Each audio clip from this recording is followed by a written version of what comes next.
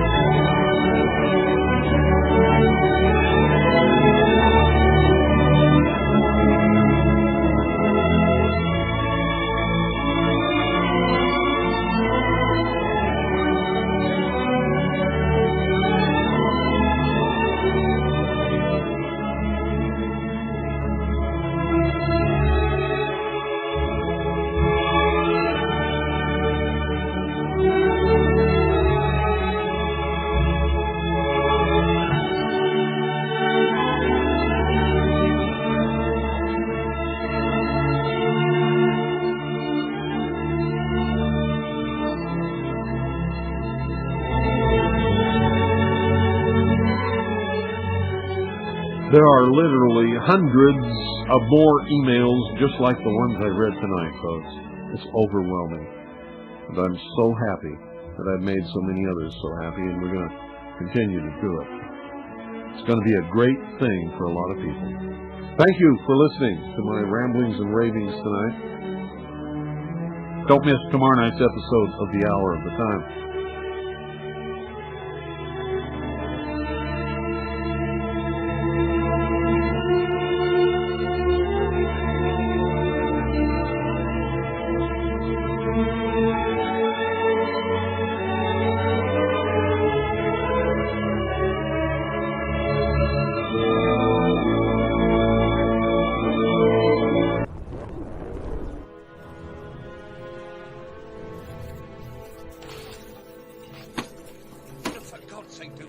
Dad, what's wrong with the telly?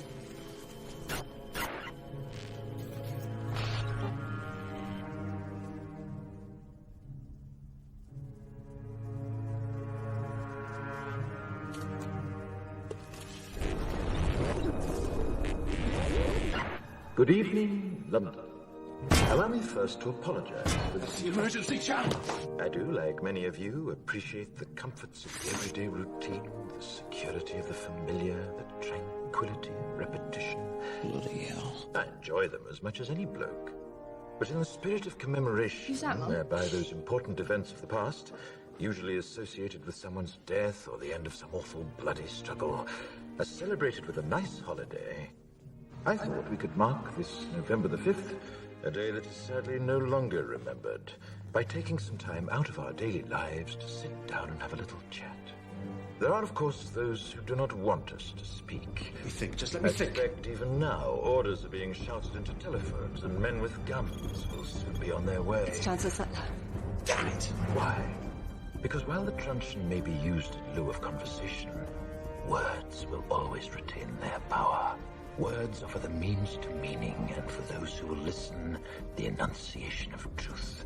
And the truth is, there is something terribly wrong with this country, isn't there? You designed it, sir. You wanted it foolproof. You told me every television in London. Cruelty and injustice, intolerance and oppression. And where once you had the freedom to object, to think and speak as you saw fit, you now have censors and systems of surveillance coercing your conformity and soliciting your submission. We need cameras. How did this happen? Who's to blame? Well, certainly there are those who are more responsible than others, and they will be held accountable. But again, truth be told, if you're looking for the guilty, you need only look into a mirror.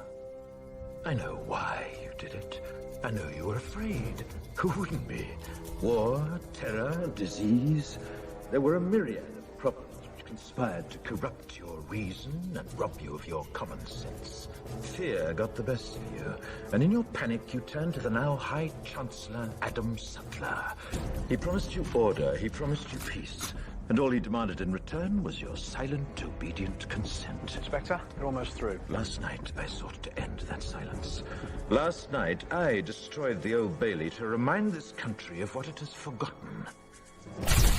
More than 400 years ago, a great citizen wished to embed the 5th of November forever in our memory. His hope was to remind the world that fairness, justice, and freedom are more than words. They are perspectives. So if you've seen nothing, if the crimes of this government remain unknown to you, then I would suggest that you allow the 5th of November to pass unmarked. But if you see what I see, if you feel as I feel, and if you would seek as I seek, then I ask you to stand beside me 1 year from tonight, outside the gates of Parliament. And together we shall give them a 5th of November that shall never, ever be forgotten.